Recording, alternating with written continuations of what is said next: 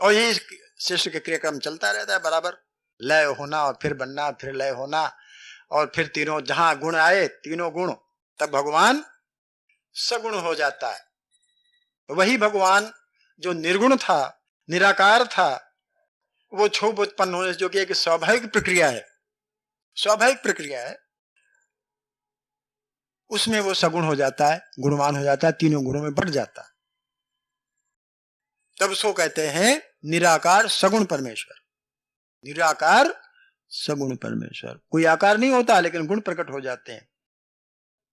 ये प्रकृति हमारी त्रिगुणमयी है, इसीलिए प्रकृति को त्रिगुणमयी कहा गया है। हमने कहा ना, प्रकृति और परमेश्वर कोई अलग अलग नहीं, शक्तिमान और शक्ति दोनों एक ही होते हैं। शक्तिमान और शक्ति एक दूसरे पर निर्भर होते हैं। बिना शक्ति के शक्तिमान नहीं और बिना शक्तिमान के शक्ति नहीं, दोनों एक ही हैं। तो जब विक्षोभ पैदा होता है तो भगवान जो होता है, परमात्मा जो तत्व है, वो तीन गुणों में परिवर्तित हो जाता है, सत रज और तम। और ये प्रकृति जो है, जब जिसमें हम जी रहे हैं, ये तीनों गुणों का विस्तार है। परोक्ष रूप में हम ये कहें तीनों गुणों का विस्तार है, या परोक्ष रूप में कहते हैं ये भगवान का ही विस्तार होते हैं। राम का हुआ, कृष्ण को हुआ, बुद्ध अवतार हुआ, जो कुछ भी जितने अवतार होते हैं, 24 अवतार हमारे यहाँ बनाए गए हैं, गिनाए गए हैं, ये सब उस सगुण निराकार परमात्मा के ही रूप है, साकार हो जाता है। सगुण निराकार परमात्मा इन अवतारों में साकार हो जाता है। यह अवतार का सिद्धांत है। अवतार माने नीचे उतरना, और फिर इनके नाम हो जाते हैं राम, कृष्ण, नरसिंह। तो ये राम, कृष्ण, नरसिंह कौन हुए, कहां से आए? उसी एक परमात्मा का ही तो स्वरूप है। उनका जो निराकार से साकार हो रहा है, वही स्वरूप उनका है, कहीं अलग तो है नहीं। और फिर तीन शक्तियां उनकी हो जाती, ब्रह्मा विष्णु महेश वाली। तीनों तत्व एक, तत्व एक। जिसने बनाना शुरू किया उसका नाम ब्रह्मा बन गया, जिसने रक्षा करनी शुरू की उसका नाम विष्णु पड़ गया। विष्णु शब्द का अर्थ ही रक्षा करने वाला होता है। और जिसने संहार काम शुरू किया वही एक ही तत्व है, उसका नाम, उसको शंकर कहते हैं, शिव कहते हैं, महेश कहते हैं, रुद्र कहते हैं। अब बहुत बड़ी व्याख्या रुद्र की हो जाएगी, उसको भी कभी मौका मिलेगा। तो इस प्रकार से तीनों रूप इकट्ठा होकर के सारी सृष्टि संचालन करते हैं। हम इसलिए भूमिका बांध रहे हैं, बांधा हमने कि हम कोई भी नाम एक ले लें, राम का, कृष्ण का, नरसिंह का, सूर्य का, गणेश का, सब में वो एक ही तत्व है। जिसमें हमारी आस्था हो, जो हमारा इष्ट हो, उसका ही नाम लेकर के हम जाप करना आरंभ कर दें। साधना की पहली सीढ़ी कौन सी साधना? सहज साधना, जो हम आप लोग सब कर सकते हैं, जिसमें कि वो यम, नियम, संयम, प्राणायाम, प्रत्याहार, ध्यान, धारणा, समाधि की इसमें आवश्यकता नहीं पड़ती है। सहस कहने, कबीर ने कहा साधो सहस समाधि भली, और सहस समाधि यहीं से लग जाती है। आप नियम से चलें, नाम जप करें, भगवान का स्मरण करें, निरंतर सेवा में जुट जाए, सत्संग में लग जाए, कुछ दिन के बाद सहज समाधि आप लग जाती है, जिसका कि कबीरदास ने कहा साधो सहज समाधि भली। उसमें ने घर छोड़ना हो, कबीर ने कभी घर नहीं छोड़ा। और भी अनेक संत हो गए जिन्होंने कभी घर नहीं छोड़ा। हमारे ऋषि मुनि हो गए हैं, उन्होंने कभी घर नहीं छोड़ा, बराबर गृहस्थ में रहते रहे, और उन्होंने हमको ये ज्ञान दिया। तो घर छोड़ने की आवश्यकता नहीं। अगर घर छूटा, जंगल पहुंच गए और जंगल में भी घर की याद बनी रही, तो जंगल जाने से कोई फायदा नहीं। मन तो रहता है गृहस्थ में, मन रहता है परिवार में, तन चला रहता है जंगल, कोई वो उसमें कोई फायदा नहीं। आप जंगल जा क्या करोगे? बैराग करके क्या करोगे? अगर राग रह गया गृहस्थी के प्रति, घर के प्रति, व्यक्ति के प्रति, परिस्थिति के प्रति, काल के प्रति, किसी के प्रति अगर मोह रह गया, बैराग नहीं हुआ, तो वहां जाने से, जंगल जाने से कोई फायदा नहीं, कोई लाभ नहीं। इसलिए घर में रह करके ही, गृहस्थ में रह करके ही अगर सहज साधना की जाए तो ये ज्यादा हम लोगों के लिए लाभदायक है। और लोग जो, जिनको जो बैराग जिन्होंने धारण कर लिया है, स्वाभाविक रूप से बैराग धारण कर लिया, तो चले जाएं, जंगल रहे चाहे घर में, उनके लिए वो भी उनके लिए बराबर। जो बैरागी हो गए, इस संसार में रहते हुए बैरागी हुआ जा सकता है, ऐसी कोई बात नहीं, कठिन काम नहीं है। नानक जी ने कहा तेरा बस तेरा, बात हो गई, खत्म हो गई। नानक जी, गुरु नानक, उन्होंने कहा तेरा, दिन में एकदम से ध्यान लग गया, तेरा तो तेरा, मेरा कुछ नहीं, चलो बैराग हो गए। लेकिन ये बहुत कठिन बात है। हमारे लोगों के संस्कार ऐसे हैं, कर्म ऐसे हैं, ऐसे वातावरण में रह रहे हैं कि बहुत मुश्किल होता है, बहुत कठिन, साध्य नहीं है। इसलिए हम बराबर आपसे कहते रहते हैं कि हम आप गृहस्थ में हैं, हम लोग सहज साधना ही ठीक है। तो नाम का कोई भी नेक आप नाम ले लीजिए और उस पर जप आरंभ कर दीजिए। एक बात बहुत ही सावधानी समझने की है कि नाम जप जो करें उसमें थोड़ा सावधानी बरतनी पड़ती है। उसका लाभ तभी मिलेगा, जिसे गोस्वामी जी ने कहा कि बिगड़ी जन्म अनेक की सुधरे अबही आज। बिगड़ी जन्म अनेक की सुधरे अबही आज, हो ही राम को राम जब तुलसी तज कुसमाज। बहुत ही गारंटी के साथ कहा कि बिगड़ी जन्म अनेक की सुधरे अबही आज, हो ही राम को राम जप तुलसी तज। राम का हो करके राम का जप करो, संसार का होकर राम जप करो, कभी नहीं सुधरेगा। अगर राम का जाप करना है तो संसार का होकर के राम जप करोगे तो कभी आपको वो नहीं मिलेगी, साधना अधूरी रह जाएगी, क्योंकि जब संसार दिमाग में रहता है, राम दिमाग में नहीं रहता। तो उन्होंने कहा, स्पष्ट कहा, हो ही राम को राम, जब राम का होकर के राम का जाप करो तब तो लाभ मिलेगा, तब तो साधना की सिद्धि मिलेगी। और अगर संसार का होकर के राम, हम लोग सब यही करते हैं, संसार का होकर राम का जप करते हैं,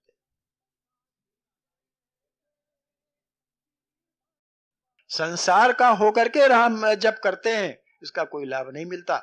राम का होकर के राम का जप करो। अब इसकी विशद व्याख्या है कि राम का कैसे हुआ जाए, कृष्ण का कैसे हुआ जाए, विष्णु का कैसे हुआ जाए, शिव का कैसे हुआ जाए। अगर कोई शिव का इष्ट है, भगवान शंकर को इष्ट है और शंकर का जाप करता है, एक तो शंकर की बड़ी मुश्किल बात यह है कि शंकर भगवान की जो हमारे अंदर एक छवि है उसमें भी कुछ गड़बड़ी है। वैसे तो शिव पुराण में बहुत कुछ लिखा हुआ है, लेकिन इसकी खोज करने की बात है कि शिव क्या है और शंकर क्या है, महादेव क्या है, इनके नाम इतने क्यों रखे गए? एक ही तत्व के इतने नाम है, महादेव, शंकर, शिव, रुद्र।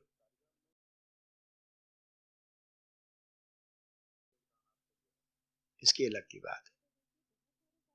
हम यहाँ बात कर रहे हैं नाम जप की। एक बात और,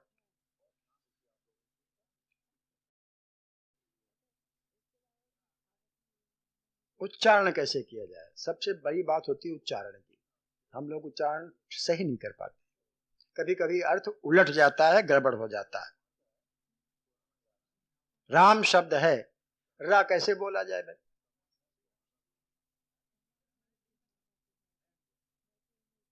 रा कैसे उच्चारण किया जाए? रा कौन सा, हमने आपको बताया, रा लुंठित व्यंजन कहलाता है, इसका उच्चारण रा होता है। शास्त्र में, भाषा विज्ञान में रा का उच्चारण लुंठित व्यंजन है, इसका उच्चारण होता है रा। हम कैसे बोलते हैं, रा रा रा, जीभ लहराती है अंदर। राम और राम दोनों में अंतर है, राम राम में अंतर है। जप करने से ऊर्जा पैदा होती, ऊर्जा पैदा होती है अवयवों के संघर्ष से। अंदर अवयव संघर्ष करते हैं, वोकल कार्ड्स जो होते हैं अंदर, बोलने वाले जो वो अंदर वो होता है यंत्र। जब हम जाप करते हैं तब उसमें संघर्ष उत्पन्न होता है। जाप 3 प्रकार के होते हैं, जाप भी 3 प्रकार के होते हैं। शास्त्र में लिखा है कि विधि पूर्वक हवन यज्ञ करने से अपेक्षा उपांशु जाप 10 गुना श्रेष्ठ है। उपांशु जाप फुसफुसाहट की जाप जो करते हैं, जोर से न बोल करके धीरे धीरे फुसफुसाहट रूप से जाप करना, और उससे 100 गुना या 1000 गुना श्रेष्ठ है मानसिक जाप। ये शास्त्र कहता है। 3 प्रकार के जाप, एक तो खूब जोर जोर से बोल करके जाप, जिसे वो बोलते हैं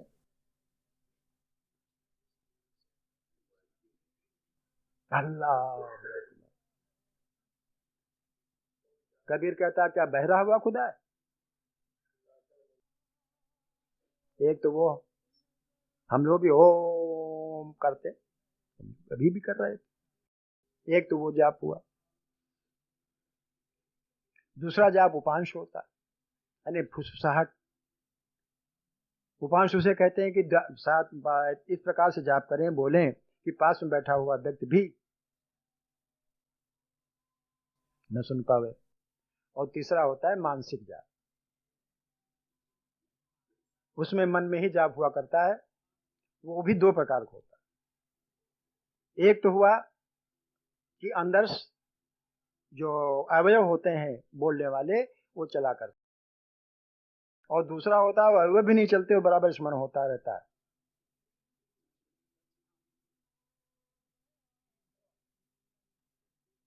आपने देखा होगा बहुत से साधु लोग होते हैं, सन्यासी, जिनकी आदत पड़ गई है वो अंदर ही चला करता है, वो अंदर ही अंदर राम राम या कृष्ण जो कोई शिव जपते हैं, वो मुंह नहीं खोलते, अंदर अंदर आप कभी ख्याल करें तो ये चला करता है।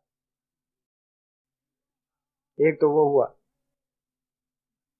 और दूसरा कुछ नहीं बोलते हैं, केवल मन में हर सांस के साथ में रोम रोम में रम। हमें एक उदाहरण आपको दोहा बताया था, याद होगा आपको, रोम रोम में रंकार निकलता है राम, एक वो जाप होता है। दूसरे एक और विधा, एक हम जाप के संबंध में इसलिए बता रहे हैं कि कहीं गड़बड़ न हो जाए। अच्छा, जाप क्यों करते हैं? ऊर्जा उत्पन्न होती है। अवयव जब संघर्ष करते हैं आपस में, तो एक ऊर्जा उत्पन्न होती है अंदर, और वो ऊर्जा कैसे हम अपने अंदर समेट लें, कैसे वो अंदर भरे रहें जो हमको काम दे। ऊर्जा इकट्ठा करना, जब आप देखते हैं ऋषि मुनियों के तेज जो देखते हैं ना, एक तेज होता है, वो कहाँ से? ऊर्जा से आता है तेज। वो अपने अंदर एक प्रकार की जाप करते करते एक प्रकार की शक्ति, ऊर्जा, संघर्ष ऊर्जा तो आप के घसीए तो उसमें गर्मी आती नहीं आती, वो ऊर्जा बनती है। इस प्रकार से अंदर जब जाप चलता है, चाहे उपांश हो चाहे मानसिक हो, चाहे इस प्रकार को हो, तो उसमें एक दृश्य ऊर्जा एक अदृश्य ऊर्जा दोनों उत्पन्न होती है।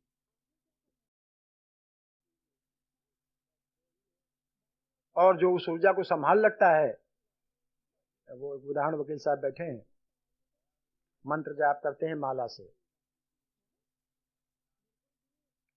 गायत्री मंत्र, ये मंत्रराज जिसे कहते हैं, गायत्री मंत्र मंत्रों का राजा है। तो वो वकील साहब बैठे, साक्षात उदाहरण, ये जाप करते थे माला से। हमने कई बार कहा कि माला, मंत्र और मूर्ति कभी बदलनी नहीं चाहिए। अगर आप करते हैं जिस माला से, जिस मंत्र से, और जो मूर्ति कभी बदलनी नहीं चाहिए। एक ही माला, एक ही मूर्ति, एक ही मंत्र अपना मान लेना चाहिए, बदलना नहीं चाहता कभी। इन्होंने जब किया माला से, और वो संघर्ष जो आप जिस गायत्री मंत्र से किया तो उस माला में समा गया। इसीलिए तुलसी की माला रखी जाती है।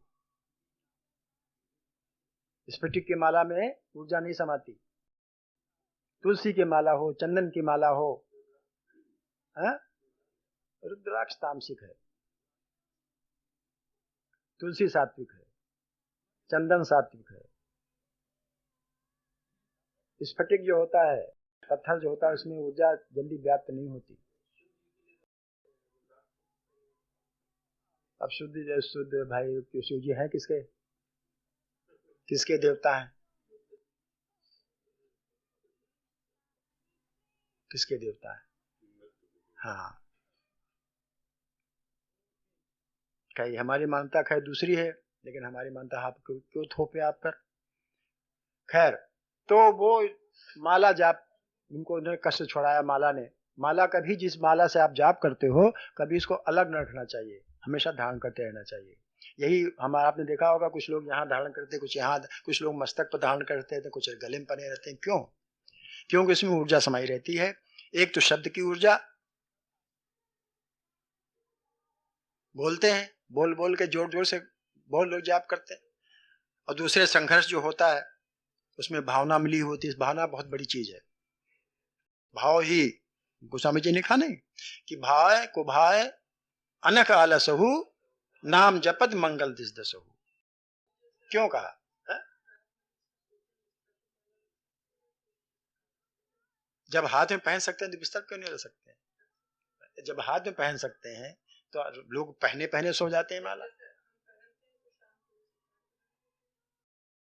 क्या फायदा रुपता रखने से?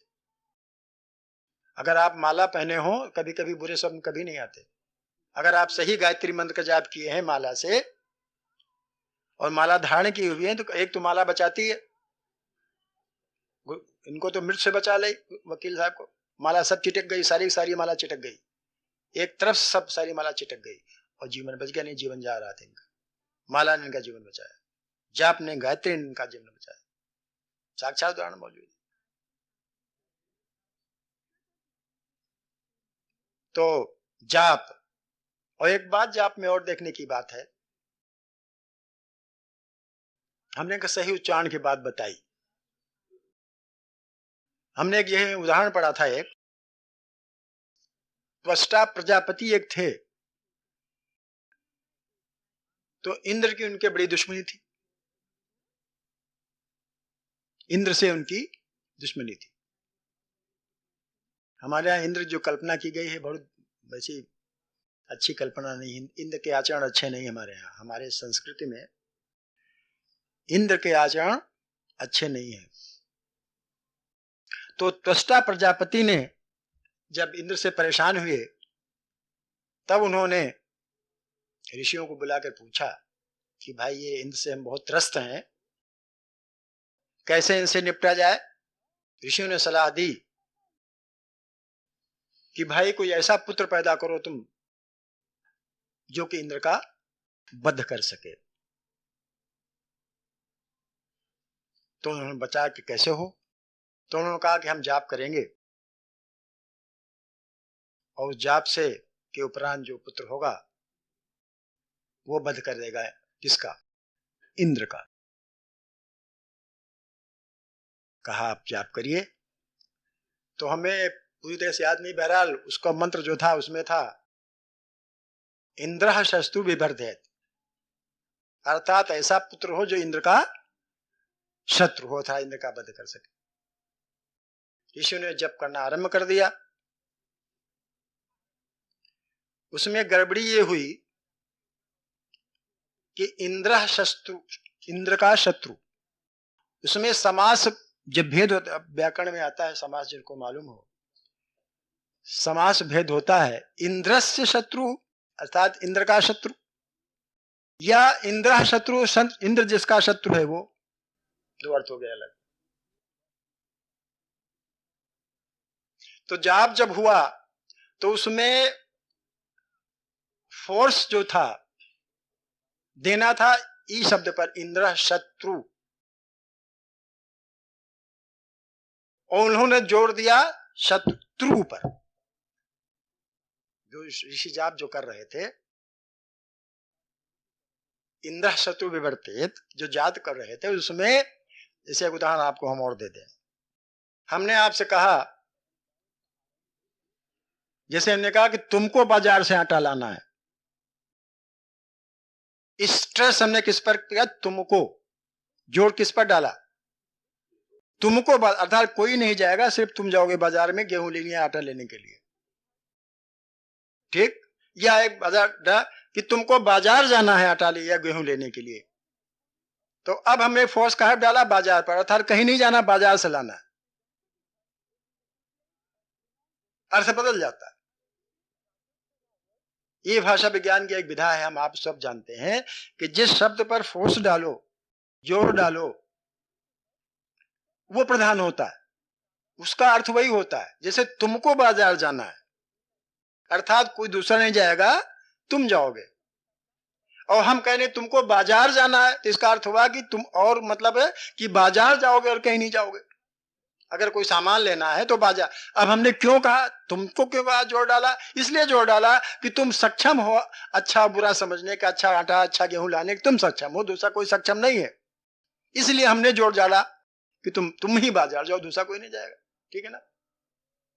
और इन्होंने समझा कि हमसे कहा बाजार जाना, आटे तो लाना है, तुम चले जाओ। अब इनको समझ नहीं, आटे की या गेहूं की पहचान नहीं है, तो क्या लाएंगे? खराब ला कर रख देंगे। तो नतीजा ये हुआ, वहां पर जो फोर्स डालना चाहिए था ई पर, वो फोर्स डाला ऊ पर। नतीजा हुआ कि जो पुत्र हुआ इसके, इंद्र ने उसको स्वयं मार डाला। वृत्रासुर को इंद्र ने मारा। जाप में गड़बड़ ये हुई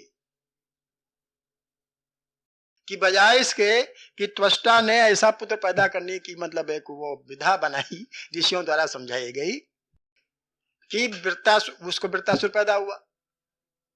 वो इंद्र को मार डालने के लिए उन्होंने जाप करवाया, ऋषियों ने गड़बड़ी हो गई जाप में। नतीजा हुआ कि इंद्र ने ही वृत्तासुर को मार दिया। ये जाप की गड़बड़ी। बहुत सावधान रहना पड़ता है हर चीज। ये जाप जो चलता है इसका, अरे महामृत्युंजय, बहुत गड़बड़ बात है, उलट जाता है। किसी अच्छे विज्ञ जो है, जानने वाला जो है, समझने वाला जो है, उससे अगर जाप करवाया जाता तो लाभकारी होता है। मिलते क्यों नहीं? जिन खोजा तिन पाइया, गहरे पानी पैठ। अरे हमें तो कुछ नहीं मालूम, हमको क्या मालूम? न मालूम कितने लोग अच्छे लोग पढ़े जिनको हमको कुछ नहीं मालूम, हम क्या जानते हैं? कुछ नहीं जानते। हम वही बात आपसे करने जा रहे हैं, वही बात करने जा रहे हैं। हम जो उच्चारण करते हैं, जो भी उच्चारण करते हैं,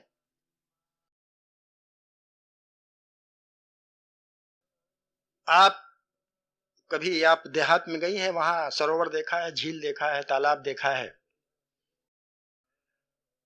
उसमें आप एक गिटकी फेंक दीजिए, क्या होता है?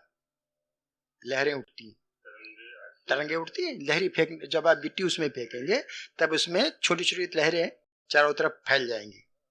और अगर आप उससे बड़ा ढेला फेंकें तो और ज्यादा क्षोभ उत्पन्न होगा और गहरी लहरें उठेंगी।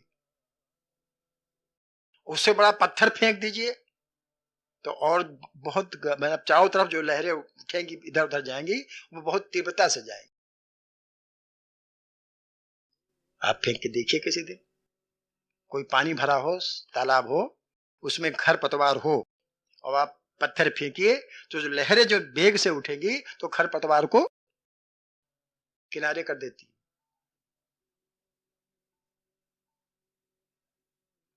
ठीक है ना? जितने गंभीर, जितने वजनदार वो फेंका जाएगा उसमें जल में, उतनी ही तीव्रता से जो खरपतवार जमा रहता है वो तीव्रता से लहरें उठती हैं, खरपतवार को बहा ले जाती किनारे। ये वायुमंडल भी एक प्रकार का तालाब है। इसमें शब्द रूपी पत्थर जो फेंका जाता है वो असर करता है इसमें। किसमें? मंत्र जाप क्या है? जोर जोर मंत्र जाप जो किया जाता है उसका क्या आशय होता है? जोर का मंत्र जाप जो किया जाता है वो क्या है? वो वातावरण शुद्ध करने के लिए। एक घंटे जो मंदिर में बजते हैं, मंदिर में जो घंटे बजते हैं, घंटे क्यों मंदिर में बांधे जाते हैं? पीतल घंटे की आवाज अलग होती है, तांबे घंटे की आवाज अलग होती है, लोहे घंटे की आवाज अलग होती है। ये मंदिरों में जो घंटे बांधे जाते हैं काहे के लिए बांधे जाते हैं? क्या इनका विज्ञान है? इनका विज्ञान क्या है? बांधने तो हम भी बांध देते हैं, आप भी बांध देते हो, घंटा चढ़ा देते हैं लोग। हमने माना है भगवान हमारी व्यापार करते हैं भगवान से। बनियागिरी भगवान से करते हैं। 5 रुपए का प्रसाद चढ़ाएंगे अगर हम ऐसा हो गया, या 20 रुपए घंटा बांध देंगे बाजा के मंदिर में अगर हमें ऐसा बन गया, ये तो अलग की बात हो गई। लेकिन घंटा बांधने का विज्ञान क्या है पीछे? हम लोग घंटी जो बजाते हैं, आरती करते हैं या घंटा बजाते हैं, इसका पीछे क्या विज्ञान है? विज्ञान समझने कोई प्रयास नहीं करता। शब्द, विभिन्न प्रकार के शब्द। शंख क्यों बजाते हैं? कई लाभ है शंख बजाने के, एक दो लाभ थोड़े हैं। ये हमारी प्राचीन परंपरा जितनी भारतीय संस्कृति जितनी भी बनाए गए हैं सब विज्ञान पर आधारित है। सारी सारी जितनी सुविधाएं या हमारी प्रथाएं चली हैं सब विज्ञान पर आधारित है। हम लोग विज्ञान को नहीं समझ पाते, इसलिए उसका लाभ हमें नहीं मिलता। अब जैसे तांबे के घंटा है उसकी ध्वनि अलग होती है, पीतल घंटा है उसकी ध्वनि अलग होती है, और तमाम जब घंटे बजते हैं उसकी ध्वनि अलग, तमाम प्रदूषण दूर हो सकता है, प्रदूषण पैदा नहीं दूर होता।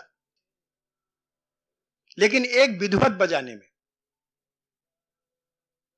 विधिवत बजाने में, मंदिरों में घंटे इसीलिए बांधे जाते हैं, मंदिर में शांति इसीलिए मिलती है। वहां मंदिरों में जब हम जाते हैं हमें शांति की खोज में मंदिर जाते हैं।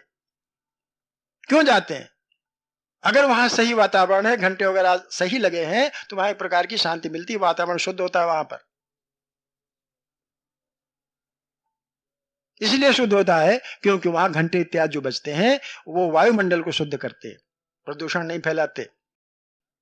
और दूसरी आवाजें प्रदूषण फैला सकती हैं, लेकिन जो पीतल घंटे या क्या नाम तांबे के घंटे जो पैदा होते हैं प्रदूषण दूर करते हैं। पीतल के पानी में या तांबे के पानी में जल क्यों पिए? का हमारे यहाँ कहा जाता है तांबे के पानी में जल पियो, उसमें बर्तन में जल पियो, पीतल के बर्तन में, फूले के बर्तन में, सबका विज्ञान अलग अलग। तो हाँ, हम विषय हमारा है राम, राम का जाप, इष्ट देव का जाप। लोक परलोक के लिए गोस्वामी जी ने कहा, राम नाम मन दीप धर, जी देहरी द्वार, तुलसी बाहर भीतर जो चाहिस उजियार। अगर यहाँ बाहर भीतर से दोनों तात्पर्य लोक परलोक का भी है और अपने अंदर और अपने बाहर का भी, वातावरण का भी है। अगर राम नाम आप उच्चारण करते हो, जीभ पर रखो, राम नाम मन जीव धर, जीव क्या है? राम नाम मन जीव धर, जीव देहरी द्वार। जैसे देहरी पर अगर जब दीपक खा जाता है तो अंदर भी उजाला और बाहर भी उजाला। राम नाम जपो, अंदर ऊर्जा पैदा होती है। राम नाम का जप करने से, राम का जप हो, ओम का जप हो, कृष्ण का जप हो, कोई जप हो, कोई नाम का जप हो। ध्रुव के लिए बताया था नारद जी ने, क्या बताया था? वासुदेवाय। कोई भी जाप हो, सही उच्चारण होना चाहिए। ना मालूम हो, कहा है ना, उत्तिष्ठित जागृत क्या है, 12 में बोधत, उठो जागो। अगर नहीं मालूम है जो श्रेष्ठ पुरुष से जाके पूछो, जो आगे हमें, आगे बुजुर्ग हैं, जो हमसे आगे आगे चलते हैं, जो वरिष्ठ हैं हमसे, उनसे जाके पूछो। पूछना चाहिए हम लोगों सबको कि भाई हम कैसे जाप करें, इसका सही उच्चारण क्या है। अब विस्तार हो जाएगा।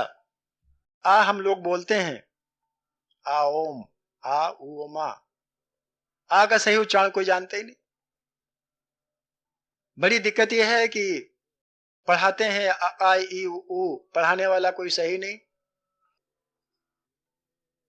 आ कैसे बोलना चाहिए, कहाँ से बोलना चाहिए, कौन अवयव संघर्ष करता है, जीभ कौन सा भाग ऊंचा उठना चाहिए, कहाँ से बोलना चाहिए, मुंह कितना चौड़ा होना चाहिए, संवृत होना चाहिए, अमृत, संवृत माने गोल, अर्ध संवृत माने अर्धगोल, पूर्ण संवृत माने पूरा खुला हुआ मुंह।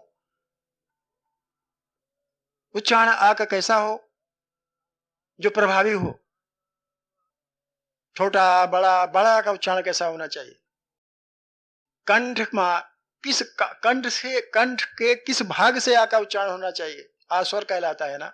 स्वर उसे कहते हैं जबकि कोई वोकल कार्ड्स, कोई भी जो यंत्र होता है बोलने वाला, उसमें कोई कोई टच न करे, छुए नहीं, उसको स्वर बोलते हैं। आ एक स्वर है। स्वर को कैसे बोला जाए कि इसमें कोई अवयव छुए ना, स्वर उसे कहते हैं। उस ध्वनि को स्वर कहते हैं कि जिसमें बोलने वाले जितने यंत्र होते हैं उसमें कोई टच न करे आपस में, वो स्वर कहलाता है।